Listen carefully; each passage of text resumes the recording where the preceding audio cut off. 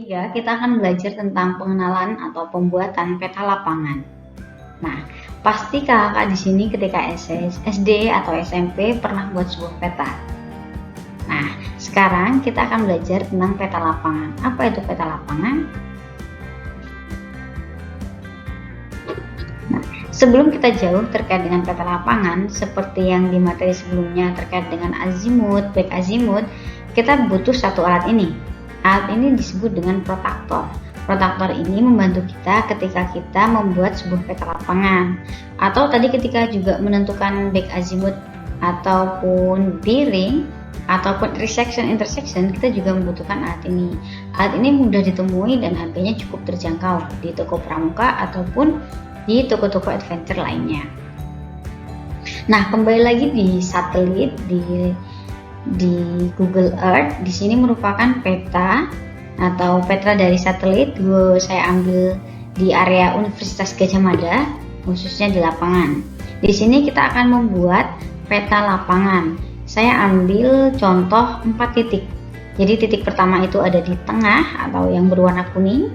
Ini titik A, selanjutnya titik B. Itu kita memakai sebuah pohon. Titik C ada di area selatan pohonnya. Dan selanjutnya titik D. 4 ini akan kita petakan. Ini akan kita petakan menggunakan peta lapangan. Kita anggap bahwa kakak berada di lapangan itu. Dan di sini kita akan mencoba untuk membuat peta lapangan. Metode pertama ini sangat mudah, yaitu hanya menggunakan satu titik. Pertama, kita harus mengukur titik di mana kita berada. Saya contohkan titik merah. Titik merah ini adalah posisi saya berada. Saya berada di tengah lapangan tersebut, dan ketika saya berada di tengah, saya bidik di posisi A. Nah, ketika saya bidik A atau tadi upacara tadi, itu besarnya adalah 25 derajat.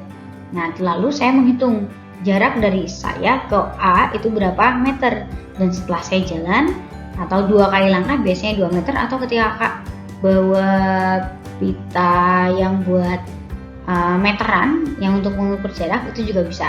Saya ukur OA, jarak O itu saya, A itu adalah yang dituju, itu 550 meter. Selanjutnya ini titik berdiri, akhirnya saya tarik 25 derajat menggunakan protaktor. Nah, saya tarik 25 derajat, itu berada di situ. Dan saya tariknya itu jaraknya 550, namun saya kecilkan supaya menjadi sentimeter. Saya bandingkan 1:100, sehingga di sini saya ambil 5,5 cm. Selanjutnya kita ukur lagi. Nah, ketemu. Setelah kita 5,5, terus saya tarik garis pakai penggaris 5,5 meter, titik A berada di sana. Selanjutnya kita mencari titik B atau tadi pohon ya. Nah, kita titik B, saya bidik totalnya 105 derajat, sedangkan jarak 600 meter. Sama halnya sebelumnya, saya tarik protaktor dari titik saya berada, lalu saya tarik 105 derajat. Nah, 105 derajat ada di area timur. Setelah itu, saya ukur jaraknya 600 meter. Nah, karena 600 meter, saya bagi 100, karena saya mau membuat skala 1:100. Selanjutnya, titik C 198 derajat, saya tarik 190 derajat, lalu setelah itu saya cari 7 cm, ketemu di situ, akhirnya saya ketemu titik C. Selanjutnya titik D, saya bidik, ketemu 285 derajat. Setelah itu jarak dari O ke D itu 650 meter, saya sederhanakan lagi 6,5 cm. Jadilah ketemu titik D. Akhirnya saya menemukan titik A, B, C, dan D.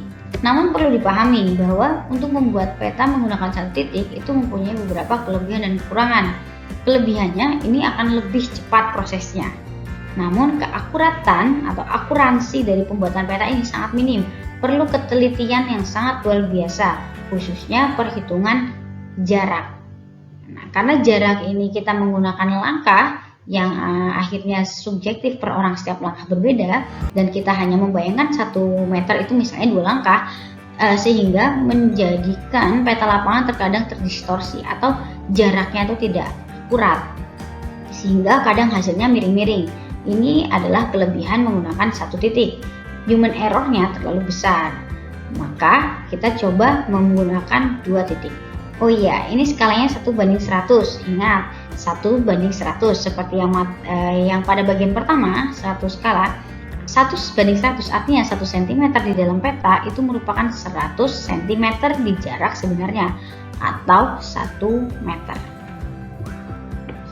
Atau kita coba di metode yang kedua. Metode kedua itu berbeda dengan metode pertama. Apabila tadi memanfaatkan 1 titik, kita sekarang memanfaatkan 2 titik. Ingat, ketika tadi berada di lapangan tadi, kita langsung menuju ke titik yang pertama. Kita tidak mencari titik O, tapi kita langsung ke titik pertama. Titik A tadi adalah bendera. Nah, kita berada di titik A, selanjutnya kita langsung membidik ke B. Nah, setelah A ke B itu 148 derajat dengan jarak 800 meter. Sama seperti sebelumnya, kita menjadikan skalanya 1:100 sehingga kita akan memperoleh garis kita tarik 148 derajat. Nah, setelah kita tarik, kita belum menemukan apa-apa, sehingga kita langsung membidik lagi ke titik B. Tadi ke titik A ke B, sekarang A ke C. A ke C itu 200 derajat, sehingga kita tarik menjadi 200 derajat. Lalu A ke D, A ke titik D itu 228 derajat.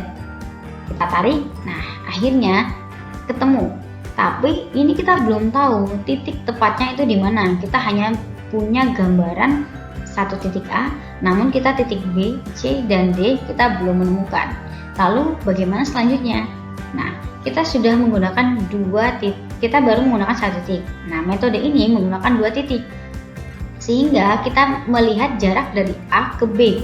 A ke B berjarak 800 meter. Ketika kita skalakan menjadi 8 cm. Nah, selanjutnya kita akan tarik dari A ke B itu sebanyak 8 cm. Nah, setelah kita hitung, maka kita temukan itu merupakan titik B.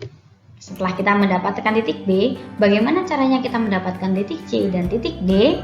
Kita tidak berjalan lagi, tapi kita memanfaatkan bidikan ke C dan ke D. Selanjutnya saya akan kita akan membidik dari B ke C. Jadi kita yang awalnya membidik dari A, sekarang kita membidik dari B. B ke C kita bidik yaitu 240 derajat. Nah, kita langsung menarik garis dari B. Ingat, protaktornya diletakkan di titik B, bukan di titik A kembali. Kita taruh protaktor di titik B, selanjutnya kita tarik menjadi 240 derajat. Nah, setelah ditarik, maka akan terjadi perpotongan antara titik antara B ke C dengan A ke C. Ketika ada perpotongan itu, maka itu kita sudah menemukan titik C. Dan selanjutnya kita bidik dari B ke D. Ditemukan 285 derajat. Kita tarik dari B 285 derajat. Dan ketika kita tarik, maka akan terjadi perpotongan. Nah, perpotongan itu merupakan titik D. Untuk memudahkan lagi, kita akan untuk menvalidasi, kita jalan ke titik C. Kita titik C dan kita bidik. Nah, kita bidik ternyata 237 derajat. Nah, ketika kita tarik lagi ke 230 derajat dari titik C, maka ditemukan perpotongan yang tepat. Disitulah keberadaan titik D. Nah, kita sudah menemukan titik potongnya, titik C dan titik D. Di sini skalanya adalah 1:100. Apabila ingin membuktikan kebenaran dari akuratan dari peta ini, maka kakak bisa jalan ke titik D. Kakak akan berada di titik D dan bidik titik D ke A ataupun ke B ataupun ke C. Apabila bidikannya sama, itu sebenarnya merupakan back azimuth ya. Ketika kita dari D, back azimuth dari B tadi itu. Nah, sehingga ketika kakak sudah benar, cukup berjalan di 2 titik dari A ke B saja sudah menemukan titik C dan titik D. Namun apabila pengen lebih akurat dan kesalahannya lebih sedikit, distorsinya lebih sedikit, maka kakak bisa berjalan ke titik C ataupun ke titik D. sehingga hasilnya akan lebih optimal dan lebih tepat. Setelah menggambarkan 4 titik tadi, kita akan membuat sebuah layout. Nah, ini contoh dari peta lapangan. Layoutnya berada di tengah, dan selanjutnya di bagian bawah itu terdiri dari keterangan-keterangan. Misalnya ditambahkan titik A itu apa, titik B itu apa, titik C itu apa, titik D itu apa. Dan jangan lupa dibuat siapa pembuat peta itu juga dituliskan.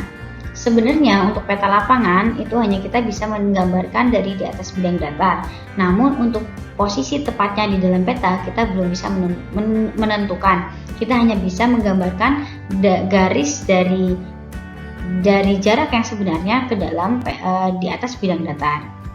Untuk mengetahui lebih detail terkait dengan koordinat, kita akan balik lagi di bagian keempat. Selamat belajar kembali.